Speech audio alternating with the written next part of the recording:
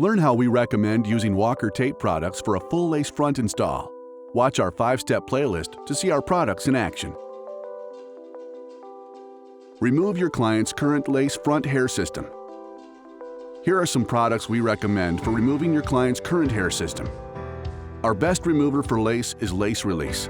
We recommend saturating the hairline, waiting 30 seconds, then saturating the hairline again.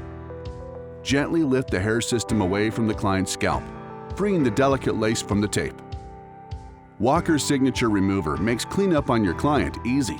It breaks down residue fast while also being medical-grade gentle on your client's skin. We recommend soaking the hair system in Rapid Release.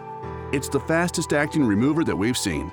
While perfect for a solvent soak, it's not skin-safe, so only use it once the unit's been removed from your client's head. Now your client's ready to be prepped for install. Remember to like, comment, and subscribe if you found this video helpful. We love hearing from our awesome customers.